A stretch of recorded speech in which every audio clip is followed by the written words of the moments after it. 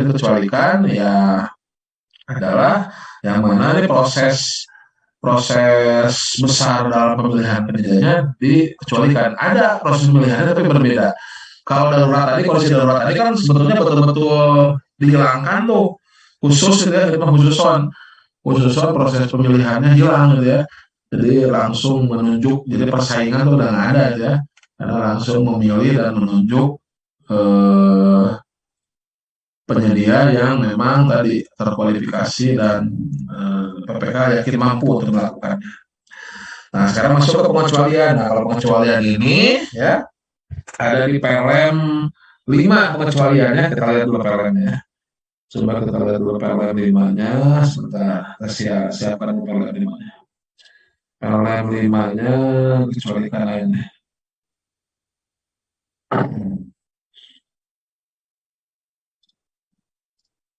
Nah, ini PLM 5 ya, tentang pengadaan balas dikecualikan.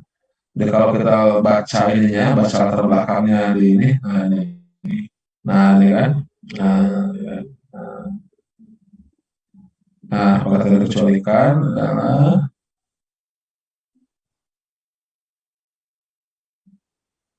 sebentar.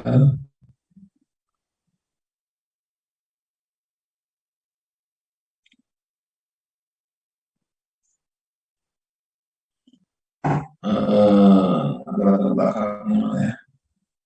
Nah, ini PLM-nya ya, PLM 5 ya. PLM 5.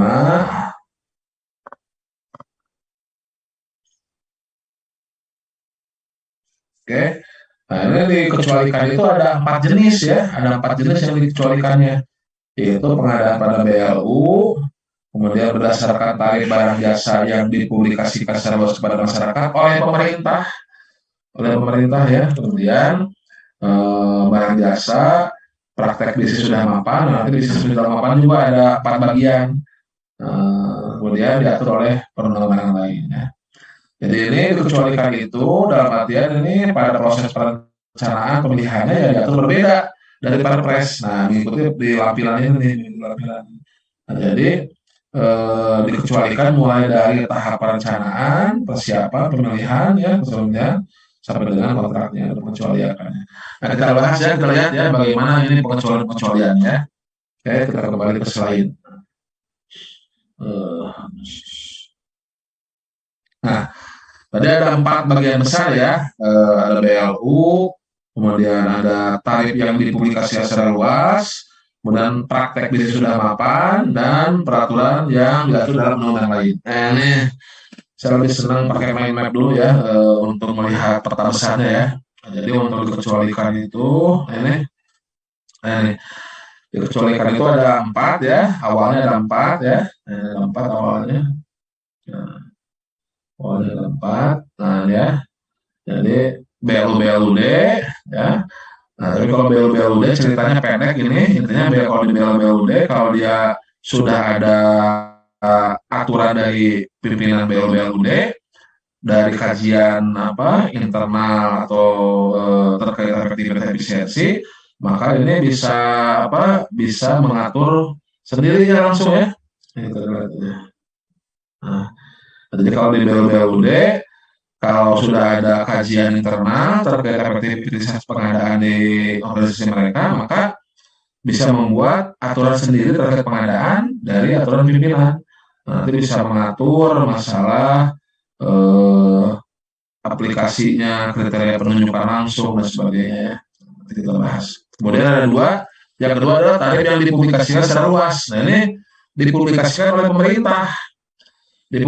pemerintah. Contohnya listrik, telepon, bahan bakar ya. Nah, jadi ini yang kedua ini adalah pengadaan barang jasa yang telah memiliki harga satuan pungutan atau bea yang telah ditetapkan oleh pemerintah. Nah, yang kedua ya, contohnya apa? Listrik, telepon, komunikasi, bahan bakar gas, air bersih, BBM. Nah, ini yang kedua, pengecualian kedua ya. Oke.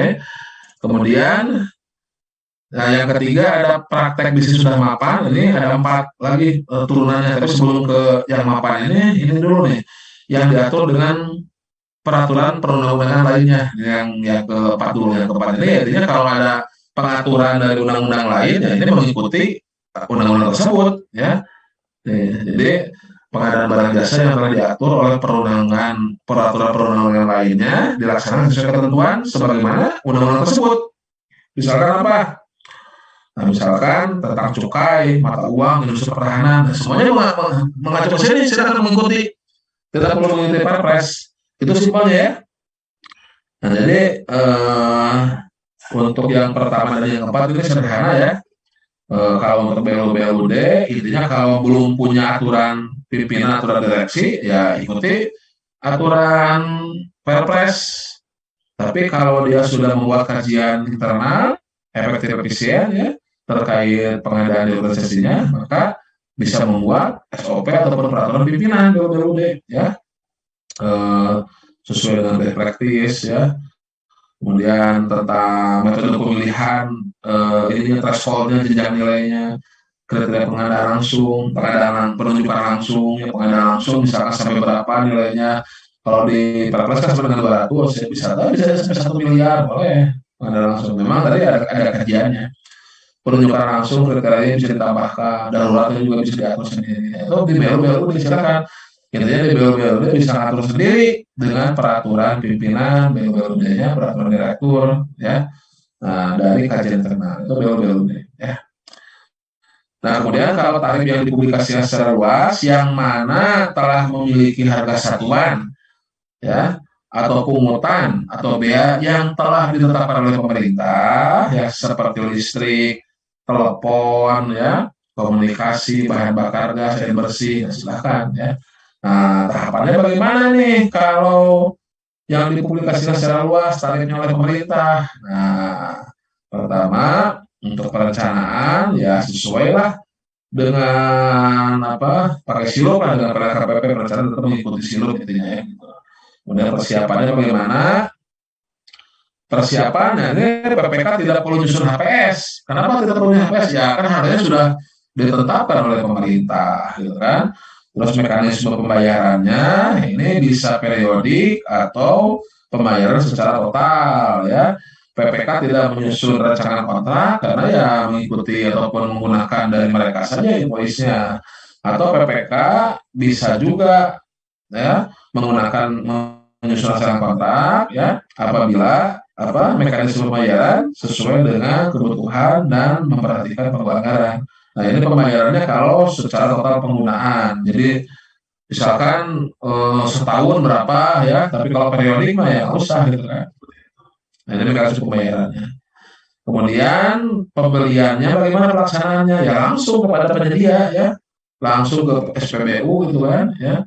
Tuh ya mengikuti mekanisme pasar ya, mengikuti mekanisme pasar, kemudian bukti kontrak bisa dengan bukti pembayaran yang notanya saja ya, kwitansi ya, surat perjanjian kerja atau surat tapi intinya mengikuti apa yang disediakan oleh penyedia ya gitu ya. Nah, jadi intinya kita tidak memaksakan harus ya seperti umum seperti itu ya. Nah, itu untuk kecuali kedua yaitu tarif yang dipublikasikan secara luas yang mana bea-nya sudah ditetapkan oleh pemerintah ya. Nah, sekarang yang ketiga nih agak panjang ya, sudah selesai ya. 1, 2, 4 sudah selesai. Nah, agak panjang yang ketiga nih. Nah, yang ketiga ini ya, praktik bisnis sudah mapan ini ada 4 bagian lagi nih, ada 4 sub lagi nih. Nah, apa sih praktek bisnis sudah mapan? Yaitu pengadaan barang jasa yang pelaksanaan praktik dan transaksinya berlaku secara umum dan terbuka. Jadi sudah umum, sudah terbuka sesuai dengan kondisi pasar.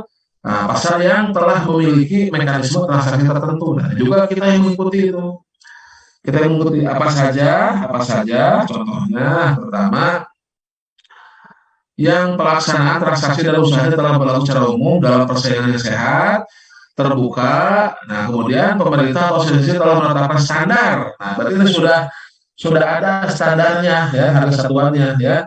Atau harga sudah terpublikasi secara resmi. Contohnya apa nih? Harga yang sudah terpublikasi secara resmi. Contohnya hotel, transportasi, tiket, langganan majalah koran. Contohnya ini ya. Ini yang pertama. Itu apa? Ya ini yang sudah lama berjalan, persaingan usahanya sudah sehat, terbuka, kemudian ada standar harganya. Kayak hotel kan ada standarnya ya, bintang sekian sekian, tiket juga ada standar harganya. Ya. Nah, ini ada apa? Ada pemerintah atau ada asosiasi yang menetapkan standar harganya.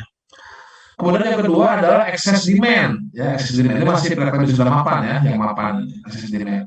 Contohnya apa excess demand ini? Nah, excess demand itu jumlah permintaan atas barang jasa lebih besar daripada jumlah penawaran dan memiliki mekanisme pasar sendiri ya.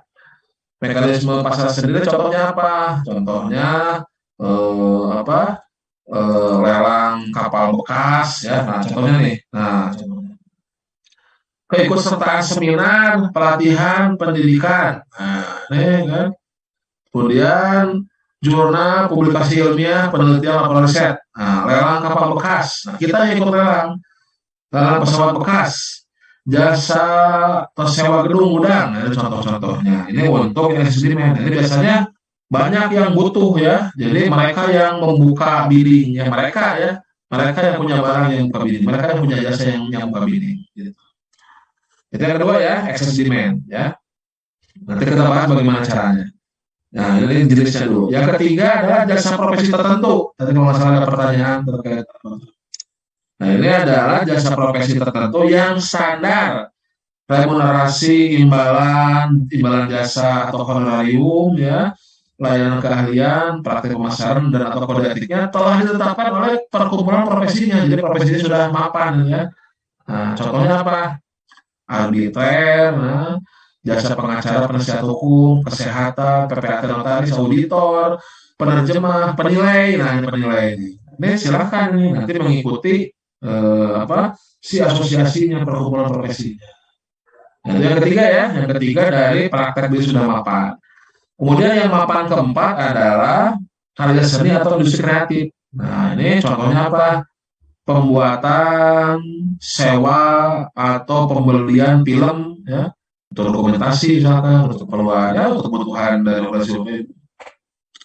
Kemudian pembuatan, sewa, pembelian ya, iklan layanan masyarakat. Nah, itu juga silakan.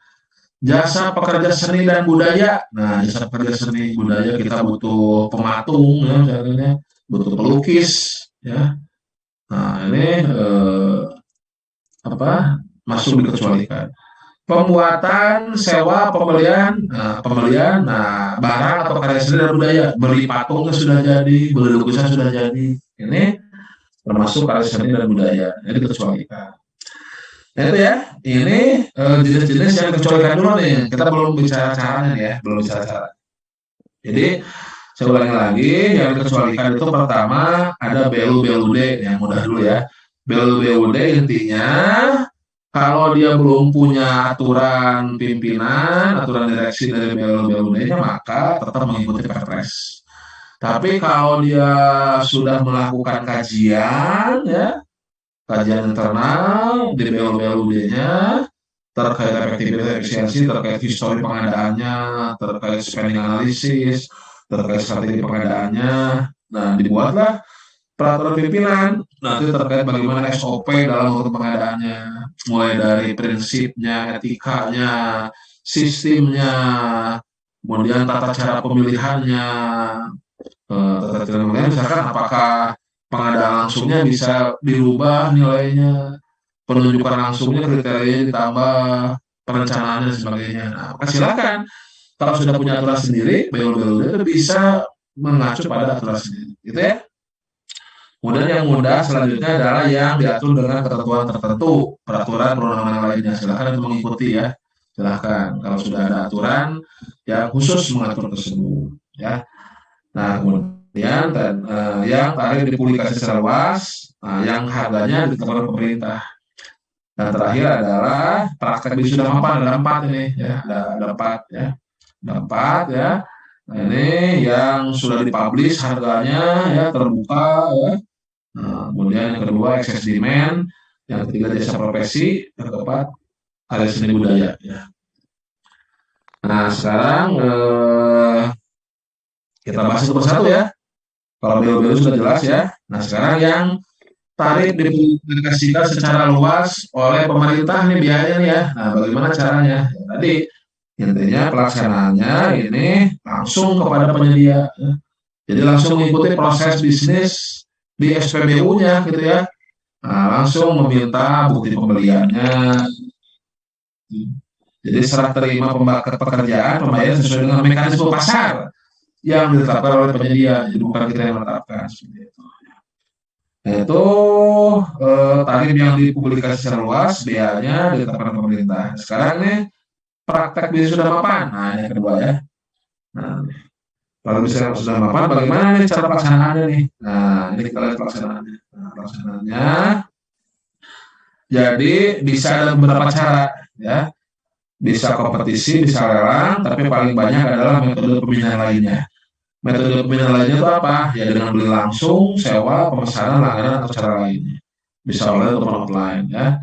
Intinya adalah dilakukan sesuai dengan mekanisme pasar. Kita lihat bagaimana caranya, mana ya? Nah, di sini ya. Nah, ini. Pertama misalkan untuk tarif yang sudah dipublis secara resmi ya. Nah, yang tadi hotel ya, yang hotel kemudian tiket ya. Ini kita bagaimana tahapannya nih? Nah, tahapannya perencanaan sih standar ya diumumkan di sirup ataupun ini ya ada dikecualikan di sirup tuh kecualikan ya. Nah persiapannya ya tentunya menyusun spek atau data teknis ya, rencana anggaran biaya ya, rencana kontrak kalau diperlukan tapi biasanya tidak ya. Nah bagaimana caranya? Nah bisa oleh Pokja pemilihannya ini untuk ini ya hotel, transport, langganan koran majalah ya contohnya. Nah bisa oleh Pokja, bisa oleh pejabat pengadaan. Kalau di atas 200 Pokja, kalau di usia dengan 200 oleh pejabat pengadaan. Ya. Kemudian pelaksanaannya bagaimana? Nah pelaksanaannya ya ini dengan metode pemilihan lainnya. Berarti bisa langsung beli, jadi untuk tiket akomodasi bisa langsung beli, sewa, langganan, ya, pemesanan, ya. Nah, pertama caranya adalah mengidentifikasi pelaku usaha yang mampu, siapa nih yang bisa nih, ya. Kemudian melakukan pembelian, sewa, pemesanannya kepada pelaku usaha yang mampu, ya. Nah, atau mengundang satu pelaku usaha yang dianggap mampu untuk menyampaikan penawaran harga, negosiasi. Kontraknya ya sama dengan pembelian sewa pesanan ya gitu. Silakan ya. Jadi intinya mengikuti proses bisnis yang sudah ada di lapangan seperti itu ya. Kemudian kalau excess demand, nah kalau excess demand ini nah contohnya keikutsertaan pendidikan diklat ya, pendidikan seminar, kapal bekas, pesawat bekas, tahapannya ya kita yang mengikuti nih. Nah, lelang oleh penyedia halaman penyedia atau ya bisa metode pemilihan lainnya. Nah, dengan melakukan ya pemilihan langsung, sewa langsung. Ya. Intinya ya gimana di lapangan ya, gimana di lapangan, silakan. Ya bisa dengan pembelian sewa, ya langsung eksekusi ya, atau surat perjanjian kerja kalau memang bisa dulu seperti ini ya, atau hasil lelang mereka ya. Jadi kalau mereka yang lelang ya kita mengikuti lelang mereka. Nah, itu ya SSD seperti itu. Ya. Kemudian yang ketiga, jasa profesi. Nah, jasa profesi tertentu, bagaimana caranya nih? Contoh tadi jasa profesi arbiter, pengacara, penasihat hukum, PPAT, notaris, jasa penilai tadi kan. Tahapannya bagaimana? Nah, tahapannya di perencanaan tetap diumumkan di sirup ya. Nah, dengan memperhatikan untuk penyusunan RAB-nya, standar remunerasinya yang ditentukan oleh asosiasi. Harga dasarnya lah asosiasi. Persiapannya PPK menyusun KK, RAB ya, rencana kontrak ya. Nah, kasihkan ke KPBJ. Tata cara pemilihannya bagaimana? Nah, ini bisa dengan kompetisi, bisa kompetisi kalau nilai di atas 200 oleh Pokja. Oke. Kemudian metode lainnya seperti langsung beli, sewa, langsung pesanan langganan. Nah, ini bisa oleh PP kalau sampai dengan 200 di atas 200, nah ini oleh Pokja ya. Nah, dengan memasukkan portofolio reputasi eksklusif, hak eksklusif yang disediakan oleh jasa profesi, ya, hanya dapat dibenahi kalau ada satu nih, kalau hanya satu ya, ibaratnya ini kalau dikompetisikan, kalau nilainya di atas 200, kemudian di bawah 200 oleh pejabat pengadaan itu, ya, kalau memang itu bisa metode pemilihannya sewa langsung seperti ini, ya, gitu. Tapi kalau nilainya di atas 200 ya, nah tetap harus oleh Pokja ya, gitu. Oke, bisa dibantu oleh tim teknis ya kalau kita tidak menguasai. Nah, kalau kompetisi tahapannya apa? Survei pasar, mengundang, mengevaluasi, mengundang, meminta penawaran ya, dievaluasi, ditetapkan. Tapi ini tidak mengikuti kayak tender gitu ya. Silakan ini kayak beauty contest aja gitu kan. Nah, tuh kemudian negosiasi. Metode pemilihan lainnya, identifikasi, berarti ini mengenal satu ya, mengenal satu. Nah, ini metodenya ya intinya bisa menggunakan satu, kalau banyak bisa dikompetisikan. Cara kompetisinya tidak seperti tender ya, nah, tapi cukup mengumumkan atau mengundang, dikonteskan, ditetapkan peserta, dinegosiasi. Laksanakan kontrak sama ya, pembayaran berdasarkan surat perjanjian atau ya apa langsung ya seperti itu. Nah itu ya untuk yang dikecualikan ya, untuk bisa profesi. Kalau karya seni bagaimana? Kalau karya seni contohnya tadi ya film, pekerja seni ya, eh, ataupun barang karya seni ya. Nah, bagaimana tahapannya? Perencanaannya diumumkan di situ tetap, persiapannya. Nah, nanti apakah mau melalui kompetisi atau langsung beli sewa pesanan ya. Kalau di atas 200 harus kompetisi ya. Kemudian kalau sampai dengan 200 bisa langsung oleh pejabat pengadaan ya, seperti itu. Oke. Intinya dari 200 harus Pokja ya. Nah, nanti bisa langsung dengan beli sewa gitu ya. Nah, tapi kalau ada barang jasa yang dibutuhkan memiliki kartu khusus ya, spek tertentu, nah ini harus oleh Pokja. Kemudian nanti bisa dibantu oleh tim juri karena kan Pokja seringkali tidak tahu menilai seni barang seni gitu kan. Ya, paling ya Pokja PPK kan seniwan gitu ya. Nah, nggak tahu karya seni menilai. Nah, ini ada jurinya nih untuk beauty contestnya. Nah itu sekalian ya untuk pengadaan kecualikan, jadi nggak ada tender-tender segala macam ya, seperti itu. Oke. Nah silakan kalau ada pertanyaan ya, kalau ada pertanyaan, ya mungkin untuk sesi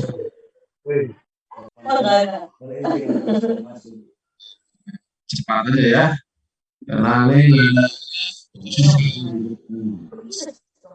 nggak ada kuis ya, saya belum menyiapkan materinya, mohon maaf ya. Nah kita kalau ada pertanyaan silakan chat aja. Tadi ada pertanyaan terkait asesor penilai. Nah ini ya dari Bu Kristina ya. Tolong dijelaskan bagaimana mekanisme pengendalian appraisal. Nah, kebetulan, appraisal berarti masuk sini ya, Bu Kristina ya. Appraisal masuk ke jasa profesi nih. Jasa profesi yang merupakan bagian dari praktik bisnis sudah mapan. Dalam praktik bisnis sudah mapan, dikecualikan ini ada jasa profesi. Nah, jasa profesi ini salah satu contohnya adalah penilai atau appraisal. Nah, tahapannya bagaimana? Nilainya 145 juta. Kalau 145 juta berarti bisa oleh pejabat pengadaan. Ya, belum sampai 200 ya. Nah, bisa oleh pejabat pengadaan. Oke. Nah, ini kalau mau dikompetisikan seperti ini, tapi ini ya langsung aja mencari satu appraisal ya, satu appraisal yang memang bisa kita pakai ya, seperti itu. Nah, nanti langsung ya metode metode metode eksekusinya, pemilihannya ya nanti kan sudah ada ibaratnya sudah ada remunerasinya ya, sudah ada remunerasi, sudah ada standar harganya ya, sudah standar harganya. Nah, silakan ya. Ini berarti, nah ini caranya nih. Nah, cari nih siapa yang mampu nih si appraisalnya. Undang satu pelaku usaha untuk menyampaikan penawaran. Undang pesertanya nih untuk paparan, wawancara. Ya, terus dinilai. Kalau memenuhi ya dinegosiasi, udah selesai. Ya. Nah, dibuatlah surat perjanjian kerjanya, SPK-nya sederhana lah, sederhananya. Begitu, Bu Kristina ya, sederhana ya. untuk pengadaan appraisal ya, untuk appraisal. Oke, lanjutkan lagi dari Ibu Fatima Fatima Fatima Tuzahro. Izin pertamanya untuk pengadaan yang kecualikan di bawah menggunakan dokumen kontrak SPK, misalkan hotel untuk di bawah 200 menggunakan SPK. Kita lihat hotel ya, hotel ini kan.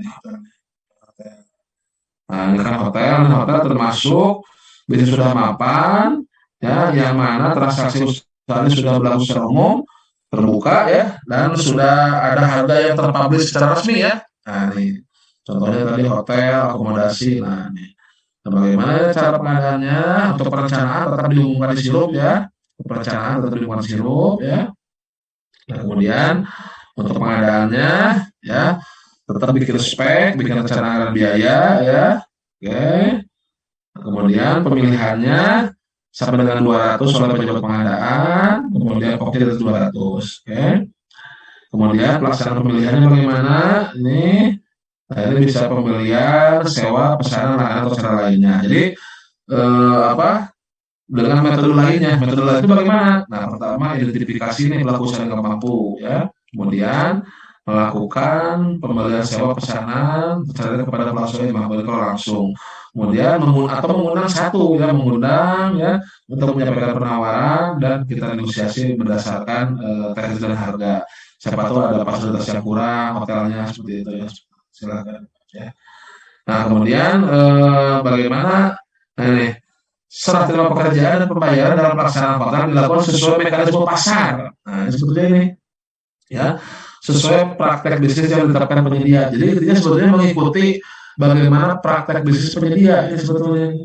Nah, kalau penyediaannya cukup dengan ya langsung ini langganan saja misalnya, berarti ya kita menerima ibaratnya invoice ataupun bukti langganan gitu ya, pembayaran langganan gitu. Seperti sewa ya berarti kita menerima pembayaran bukti sewa seperti itu ya.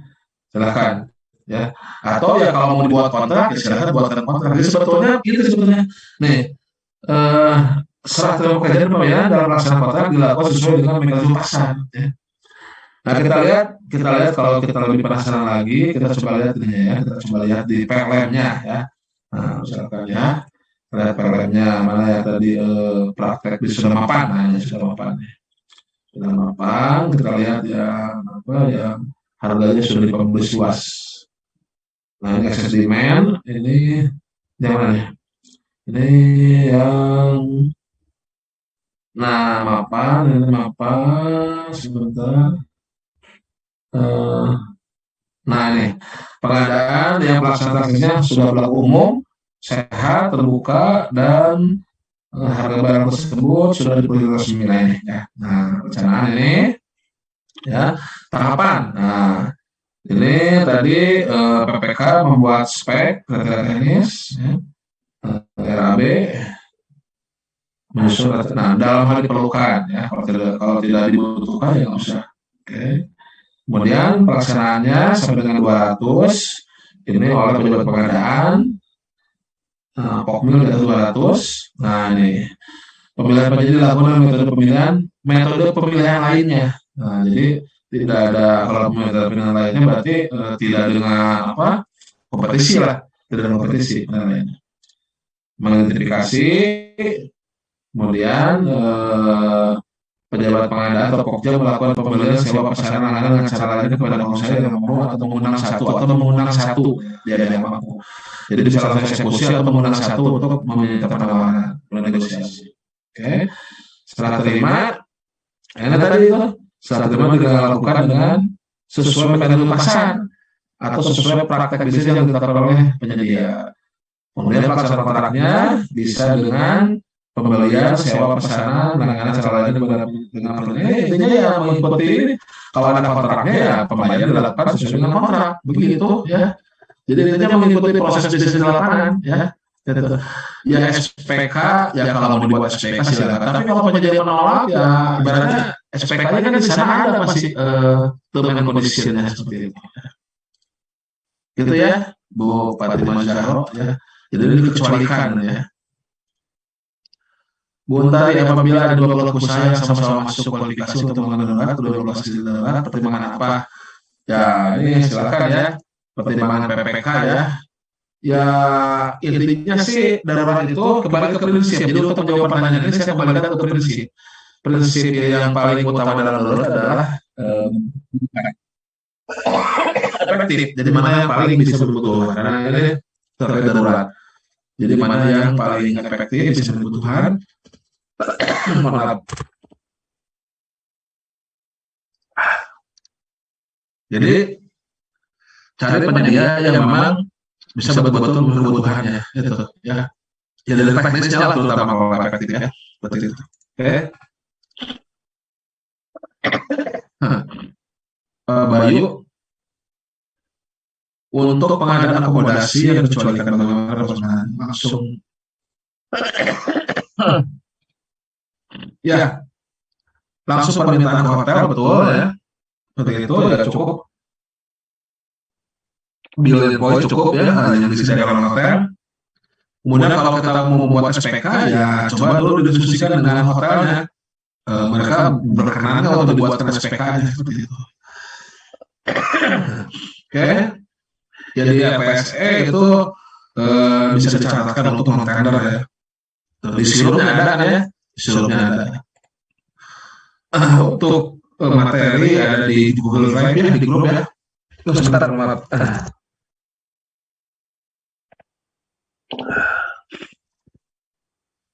Kemudian Pak Bayu, terkait BLUD, kalau ada aturan yang belum dimuat dalam aturan pimpinan BLUD, apakah otomatis menjadi perpres? Ya.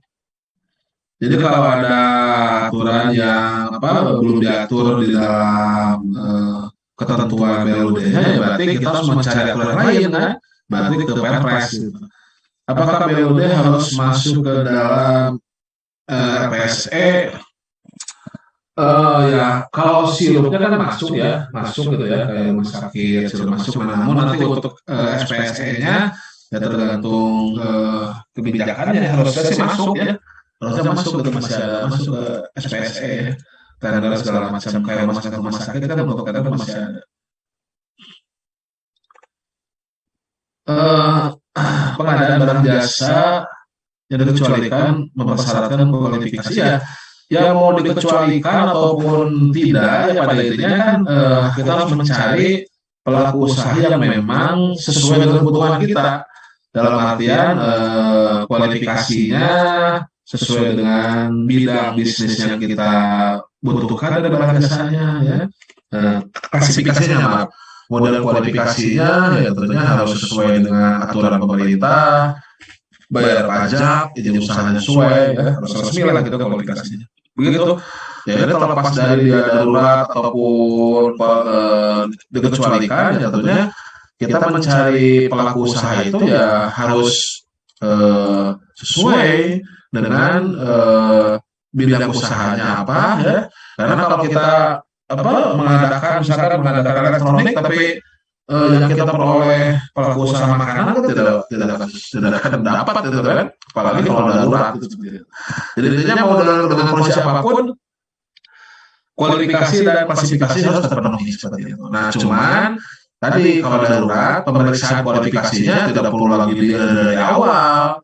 Mereka sudah bekerja berarti sudah terkualifikasi ya. Kemudian mereka juga sudah bekerja juga, mereka berarti klasifikasinya sudah sesuai, mereka sudah bisa menyediakan barang jasa gitu ya. Tapi bukan berarti mereka tidak qualified dan tidak bergerak pada barang jasanya gitu ya Pak Nyoman ya. Tetap itu harus dicek ya. Untuk sewa ruang kantor ada 200 juta apakah dikonsumsikan tadi sewa ruang ya. Kalau sewa ruang gedung sama ruang beda nggak ya? Saya agak beda ragunya. Kalau yang dalam persoalan kan sewa gedung ya, sewa gedung ya. Ini sewa ruang ya. Ini kan access demand ya. Access demand itu kan contohnya adalah sewa gedung ya. Sewa gedung atau gudang ya. Kalau ruang bagaimana ya? Nah ini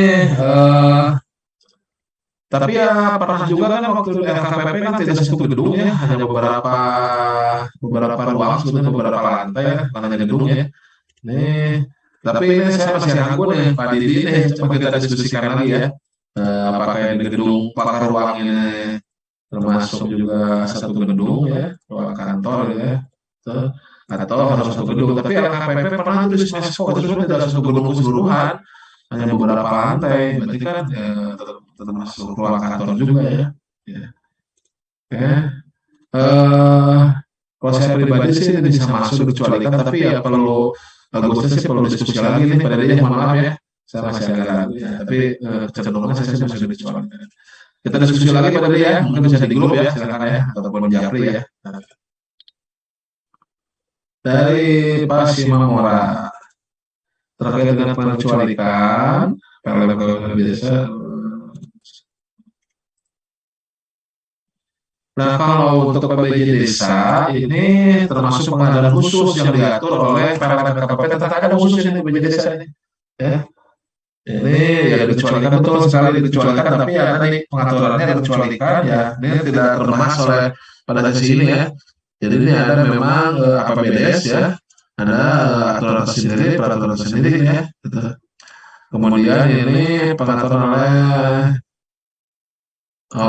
ini tetap seperti dana bos gitu ya, dana bos ya. Nah ini dana bos yang diatur tersendiri oleh peraturan Menteri Pendidikan ya. Nah, peraturan pendidikan. Ya ini termasuk dikecualikan juga ya. Jadi ini termasuk PBJ pemerintah ya. Namun ini diatur tersendiri oleh peraturan lain ya. Dan ini terkait PBJ desa dan dana bos ya. Kalau tidak salah mau dikoreksi ya, masih mau ya, dana bos. Nah, ini juga termasuk dikecualikan masuk ke dalam diatur oleh ketentuan perundang-undangan lain. Betul sekali, Mas Yomara. Pak Laksmana, Patra Yuda, apakah pengadaan masuk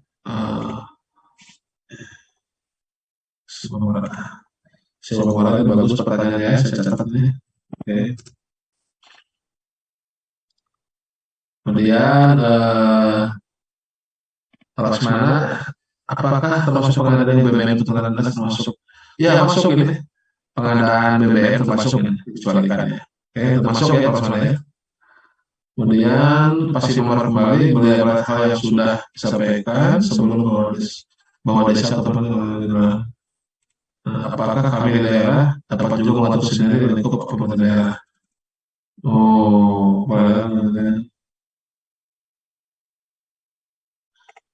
Nah ini pasti Mamuara ini secara umum ini bisa berkonsultasi ke bagian kebijakan dari LKPP ya. Nah namun khusus untuk APBD desa ya APBDes. Nah ini sebetulnya kepala daerah bisa membuat sendiri, bahkan ya dalam PLN-nya tentang pengadaan desa, kepala daerah itu ya dapat menindaklanjuti aturan PLN terkait APBD desa ini, terkait pengadaan desa ini. Nah silakan diatur oleh kepala daerah nih ya untuk di desa ini. Seperti itu ya. Pak Simamora ya. Jadi untuk pengadaan desa, kepala daerah bahkan ya akan sangat lebih bagus seharusnya kepala daerah mengatur lebih detail bagaimana ya detail, tapi untuk mempermudah ya bagaimana pelaksanaan APBD des, bagaimana pengadaan desa ya, itu Pak Simamora ya, untuk pengadaan desa. Ya untuk kalau untuk Kemendikbud, nah ini saya belum baca ya aturannya, mohon maaf ya. Untuk aturan Kemendikbud, nah kalau memang itu perlu diatur tambahan ya dan itu muncul dalam Kemendikbudnya silakan. Tapi kalau untuk pengadaan di desa yang saya ketahui itu memang seharusnya ataupun baiknya ya kepala daerah memang menindaklanjuti terkait aturan pengadaan desa gitu ya.